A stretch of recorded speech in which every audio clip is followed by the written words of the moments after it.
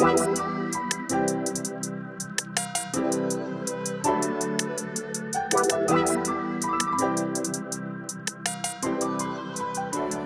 to Purpose Living Podcast. We are here training to do live God's way, and we have a brand new episode for you to listen to. And this one is going to be a fantastic one because it's about doing live. So you're setting goals in your health, or you're trying to achieve something in your health, and you fall into a yo-yo cycle. So we see this all the time in the coaching world. Define what yo-yo cycle is. Yo-yo cycle, I was going to get there. We see this all the time. Is what happens is we start to gain traction on our goals. Maybe we're wanting to lose weight, and we lose 10, 15 pounds, and then we put it back on. Then we lose 20 pounds, then we put it back on, and we go back and forth and back and forth. Or maybe it's even something where you're wanting to grow in your marriage, and you're really intentional at communication and like continuing to take the steps necessary to have a healthy, thriving marriage, and then you get comfortable, and then you just kind of avoid doing it, and then it starts to slip backwards. And so if we're not moving forward, we're typically going backwards. We very rarely stay the same. And I like to tell my clients, like, if you're comfortable, you're on a slippery road to backwards. Because what happens is, as soon as we get comfortable, we stop being as intentional. And so we really want to break that cycle and always think, okay, how can I become 1% better? Not like be perfect, but how can I keep growing? And even when I arrived at what my initial goal is, how can I keep growing into the fullness of what is possible for that God has created us for? Because we all have untapped potential that God has gifted us with, but very rarely do we actually keep pressing on to see what that possibly is. I don't even know that we can arrive to it, but just understanding that if we aren't trying to move forward, we are likely going to go backwards, and that's where that yo-yo cycle comes in. Okay? So you're ready to go. We have 3 reasons today. You're definitely going to want to listen to the third one, because to me, I think that's the most pivotal one of all of them. But we'll start with the first reason. And the first reason why people tend to do the yo-yo cycle in their health and in their well-being is because they try to do something too extreme. Like, let's say you want to start to add an exercise routine into your life. Okay, well, I'm going to work out 6 days a week, 2 hours a day. And that is like, you just set yourself up for like failure. You'll do it for 2 weeks, and then life happens, and then you stop and you kind of give up on yourself. Or if you're wanting to maybe lose weight and you're like, okay, well, I'm going to do this extreme diet because I know it worked for Aunt Sally or whatever, and you lose the weight, but then you put it back on because you didn't really learn how to eat healthy. You learned how to like go for an extreme for a X period of time without building the habits to actually help you to maintain that and keep it going. So basically what I'm hearing is you are creating a set of expectations without a discipline, or without not setting yourself up to be successful. Because let's put it for example, somebody wants to run a 5K, right? You probably ain't gonna want to get up and go and try to run 5 miles if you've never ran in your life or ran that far in your life.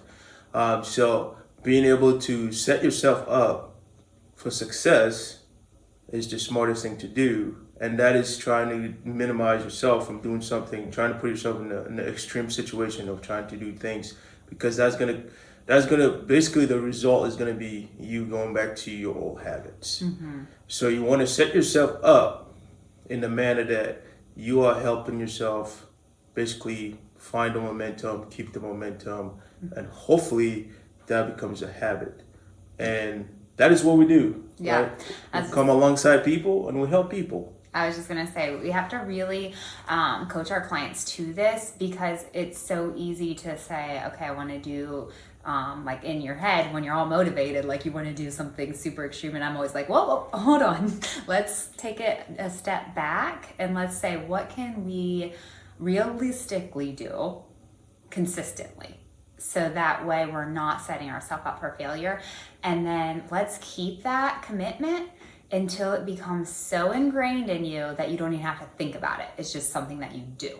Yep. So let's say you're not a water drinker. Okay, well, ideally, we want to build up to half your body weight in ounces of water. But if you don't drink any, let's start with 4 bottles of water. And then let's slowly build ourselves up to where you just drink water because that's what you do. So the goal is not to think of any habit that we're building. We don't want to think short term, like I want to lose weight, so I'm going to just do this till I hit my goal. Mm-hmm. If we don't look at this as this is just becoming who I am, you're going to go backwards. And so it's so pivotal that whatever we set our commitments to, that it's not something that we're just going to do for a short period of time, but this is just part of who I am now. This is just what I do. Yeah, and I think that's something that is missing in a lot of us when we try to set a goal. We don't make it to be a habit that we want to consistently keep throughout. It's so because a lot of times people set goals. When we set goals, and we just set them so that when we reach the goal, and then you get to this point, you're like, okay, now what? Mm-hmm. Right? So, like, all right, yeah, you want to lose this many weight, or you want to do this, you want to achieve this. Then what happens after that? Mm-hmm. You got to be able to set that up at the start, right? And that's why I think a lot of people say work backwards. And so that you can have a good understanding of, okay, when I get there, these are going to be the challenges that I'm going to face. Not, I'm going to start here, and then I'm going to start there. And then when I get to that destination of where I'm trying to get to, you're like, oh, crap, what do I do from here? So being able to tell yourself, like, okay, this is going to be a habit that I create for my life. This is not just something that I want to achieve and then go back to my old self. No, this is a habit that I want to create in my life so that I can do it for the rest of my life, so that I can continue to enjoy and appreciate this journey that I'm on. Mm-hmm. Yep. And it doesn't matter what it is. It's in everything. Like, it has to be something that this is just part of your life now. And so, like, even for example, given in marriage, like, being very intentional with, okay, we're going to sit down and make sure we're having solid, good communication. And we can do that. And then, feel like, okay, we're really getting each other. And then if life happens and then we stop making that a priority, guess what? Our marriage is going to go backwards. Yep. It just will. Like anything worthwhile, it takes work, but it's not just work as in, okay, I do it for a little bit of time. Like that's why we're training to do life God's way. It's like a never ending thing. We don't arrive at it. It's a forever thing of like, Lord, show us how to live a life that you are calling us to. And we're going to keep training, and we're going to keep learning. We're going to keep growing and building those little habits daily that we consistently do in order to grow into who we can be in Him. So yeah, and like basically celebrate the small wins, mm-hmm. right? And that's what that is what's going to make you enjoy the process. Yeah, that's what's going to help keep you moving through, keep the momentum going. Because if you just make it this hideous thing that you're just kind of like, okay, I got to get up and do this today, that's just there's no enjoyment in that. But if I get to do this today, mm-hmm. and every single win that I have, no matter small or big, we celebrate it, it's going to keep you motivated and you're going to keep moving forward. So, yep. And the number 2 reason why people tend to go into the yo-yo cycle on growing in their health is because the pain that pushed them to get started left, and they start to get comfortable. And I already mentioned this, but that comfortable zone is a slippery slope to backwards. And so think about it like, okay, when let's say we want to lose 50 pounds. Well, we're feeling miserable. We're tired. It's hard to bend over to tie our shoes. We climb up the stairs and we're out of breath. Like we can't have the energy to keep up with our kids or do our work at a high level. That pain hit us bad enough where we're like, okay, I got to do something. So then we start to do it. And then we start to see traction. And then we lost 30 pounds. I feel better. I don't, I'm able to get up and I'm able to tie my shoes easy. I'm able to climb up the stairs. Like I'm able to do some things that I set my goal for. Yeah. So I feel better. Though my goal was 50 pounds. I lost 30. I got comfortable.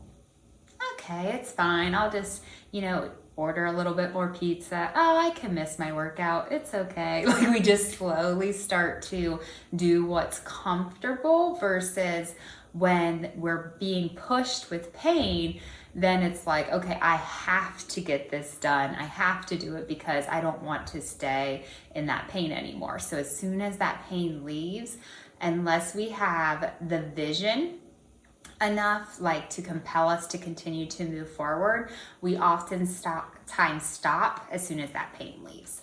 So we need to have that vision to pull us the rest of the way, but not only allowing that vision to pull us, it's also important to understand the consequences of what happens if I go backwards. So just has that pain that you felt when you initially started to, do something, you have to see that if I don't keep going forward, how long will it be until I'm back to where I started from?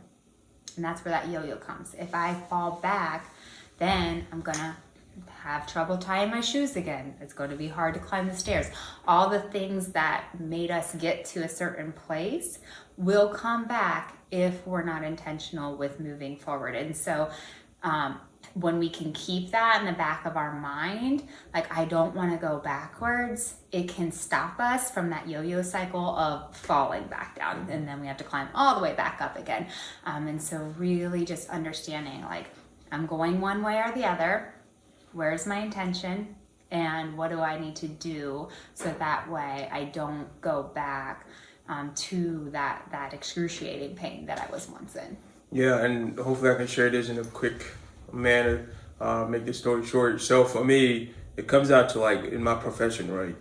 Started from a Division III. Everybody's trying to get to the bigger schools as a coach. I coach track, and everybody's goal is to try to get to the bigger schools because you get almost everything that you want. So started from Division III, coached there. I was like, cool. Found the challenges there, being able to conquer all the challenges at that level. At a school that basically didn't have much, but we were able to do that. We were able to find success as coaching staff. So after that, moved down to the high school level, was able to coach at the high school level for 1 year. After that, I was able to move up to that Division I level that everybody's trying to get to. Most people are trying to get to. That's like the mecca that everybody's trying to reach. So for me, when I got there, it became challenging. That's where it became challenging. Because I felt like I've gotten to where I want to be, right? And the challenge is not so much so that it's a bigger school. It's not so much so that I didn't know what to do.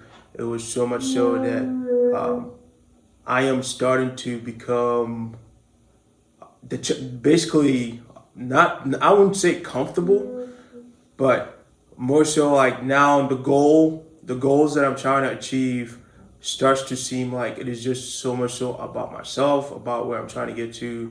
Now I got to where I got to, then what? Just like I was talking about. So as we talk about the pain leaving, now I feel like I'm not challenging myself enough because I felt like I have the talented athletes and I don't have to do much to help them reach where they need to be. Now for me, my goal and what God told me is, my goal is not that I brought you here not just to be a track coach. You got to reach them as persons first, right? Well, that brought a whole nother challenge for me because now I am here to teach these kids about life.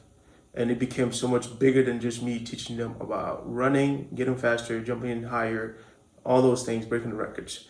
So to be able for me to challenge myself to say, okay, how can I better myself in my place of work, in my profession, so that I'm not going backwards in my profession? I gotta look a little bit deeper than just me helping these kids get faster, jump higher, throw further, right? And that is where everything kind of shifted for me. I would say that would probably be my biggest pivot when it comes to my profession. Because now I started to see my job as a place of ministry rather than just a place that I just go for work. Now I started to see these young girls, and because at that time I was just coaching women, as the person that God created them to be, rather than just athletes, that I'm supposed to make them faster. So by doing that, now the pain, and I wouldn't say necessarily the pain, but the drive and the purpose now behind why I'm doing what I'm doing, it became a whole lot bigger and completely different. Yeah. Right? And now I'm not sitting in my comfortable chair to just be like, okay, well, let's go figure out how you're gonna be fast. No. How can I help you be a better person today in my job? How can I help you? Yes, our goal is to help you be faster. Our goal is to go out and win, all those things. But how can I teach you life lessons while we're doing those things? So that completely shifted everything for me, because now I continue to challenge myself to be better. Trust me, now I don't even have to, like, you can probably attest to this, like, when I'm sitting during the summer, I'm trying to find things to help me get better. It's now a habit of mine, of ways that I can improve myself as a person. And it can be your business, it can be your marriage, it can be your health, whatever it is, your finances. What can you do today to help you be that better person in those things? Whatever area you're struggling in, or whatever area you're trying to be better at, right? And you know that if you've been at the bottom of it, now your goal is to try to keep getting better, and also to help other people come along with you as you get better. So for me, every single day is trying to find ways to make myself better and to help other people also get better. Yeah, so your vision compelled you to keep going. Yep. And that shifts actually right into our third and final reason. And I honestly feel like this is the most important. So you identified as a person who's going to continue to want to grow and to help other people grow. That just became kind of who you were and who you are. And that's actually number three. The number three reason why people don't, reach that and they keep going on that yo-yo cycle is because they don't see themselves as the person who is healthy in that area. So let's just go with health in your physical body. Like, you need to be able to see yourself as, I am a healthy person with a healthy relationship with food, who works out to have greater energy. Like, that's just who I am. I'm not a person on a diet trying to lose weight, struggling in my health, stressed out, miserable, sucky marriage, lousy finances. Like, if you see yourself as that person, you're automatically going to go back there, no matter what. Like, how you view yourself is what compels you to action. Your habits reflect who you believe you are. And so for me, it starts with, who am I as God's daughter? And if I can center myself in that place, well, if I'm God's daughter, then I'm going to have love, and I'm going to have joy, I'm going to have peace, I'm going to have patience. So I'm going to have self-control. That's a huge one in setting any goals. Okay, this is who I'm created to be. So now, because I am God's daughter, he's going to give me the strength to be a healthy person with a healthy relationship with food, who seeks to love and respect her husband, who seeks to love and serve others. Like, that's who I am, because that's who God created me to be. So I'm going to put on that identity, and then what habits do I need to build for that to just be my reality? And kind of taking the time to say, okay, because I'm a healthy person with a healthy relationship with food, even though I didn't necessarily feel like working out this morning, I got up and I went outside and I worked out. So, it's just because that's who I am. Yeah. So there's not really another choice. But if you don't see yourself like that, if you see yourself as, I'm struggling, I'm just trying to lose weight, or I'm trying to quit smoking, or I'm trying to X, Y, and Z, whatever you're trying to do, you see yourself as that's not who you are. So we have to see, okay, if this is who I'm becoming, I need to flow from that place and become that person. And I just remember during that time, what always comes back to mind for me is what one of my mentors told me, and what he said was basically, your expectations will change, but don't ever change your standards. Don't ever change your core values. Your core values and your standards should stay the same, but your expectations will change here and there. And that's because what you have, your expectations for yourself, for what you're trying to achieve, whether you're working with other people or what you're trying to do, everything is kind of connected with emotions, right? Because you're going to have to make changes and you're going to have to make adjustments as you move in your life. That's why your expectations are going to change. But your standards, that is what you're striving for. Your core values, that's who you are. And you got to know who you are. You got to know what your core values are. And you got to stand strong in those things. When you stand strong in those things are going to guide your expectations, and those things are going to help you move towards the direction that you're going to move through. So for me, when I was trying to become a better coach in my profession, basically I said, this is who I am. I know my core values. I know what I stand for, right? And I want to treat whoever I work with, it doesn't matter who I work with respect, dignity, and 100%, I'm going to give it all I got, right? I'm not going to short circuit anybody. Those are my core values, and they know exactly what that means because I share it with them. So when people come to me and I share with them, this is what my expectations are for you. What are your expectations of what you're trying to achieve, right? When they share with me, then I'm willing to listen to them and to see where I need to dial down in mind so that we can meet together and work well in that area. Because if I just kind of push my expectations on them, there's a crash ready to happen. So when we work on those areas, that's when success starts to happen. But they know where I stand in my core values. They know what my standards are, which is to try to achieve excellence in everything that I do.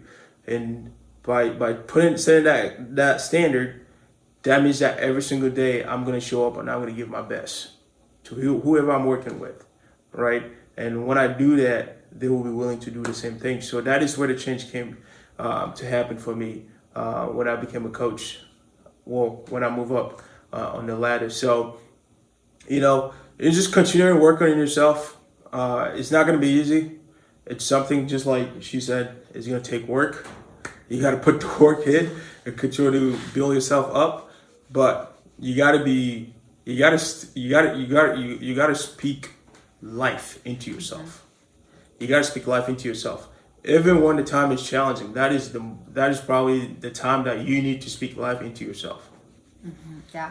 And honestly, like, learning to not depend on your own strength is number one. Like, because your natural self is going to pick out all your flaws, all your weaknesses, and you're going to hear those negative voices in your head. And we have to learn how to shut those things down and say, okay, like, Lord, who did you create me to be? What is my purpose and my value in you? And how can I become that person so that I can just live healthy and whole in every area of my life and not go backwards and not have to keep fighting it, but that I can just become who you've created me to be, and like allow God to strengthen you through that process. And then you start to just become a healthy person that doesn't have to go yo-yo and live on this like wave, but that we can become steady and that we can, continue to grow a little bit each day, not seeking perfection, but seeking like, okay, if I fall down, I'm going to just get right back up. Lord, thank you for strengthening me and showing me on the way and keeping me on the path. Yep. So if you love everything that we're talking about, and especially in this episode, feel free to check us out on purposelivingcoaching.coach. We have a 7-step mini course that you can check it out. That will help you. Also, we have other resources. We have our membership for anybody who is ready to join us to get on the path of just, finding yourself, finding your true purpose. Just like she said, we can't do it by ourselves. We need each other, right? We need people to hold us accountable. We need people that will help us, guide us, to point out some blind spot, because we have blind spots. So if you're interested in that, check us out on purposeliving.coach. Anything else? Yeah, the course is actually free. So we created a free mini course where you can kind of actually go through our 8 steps, our 7 steps, and it's powerful because it takes you through you can use these same 7 steps. It doesn't matter what you're trying to achieve. It's the same steps, it's the same process. And once that becomes ingrained in you, it just kind of becomes who you are. Fantastic.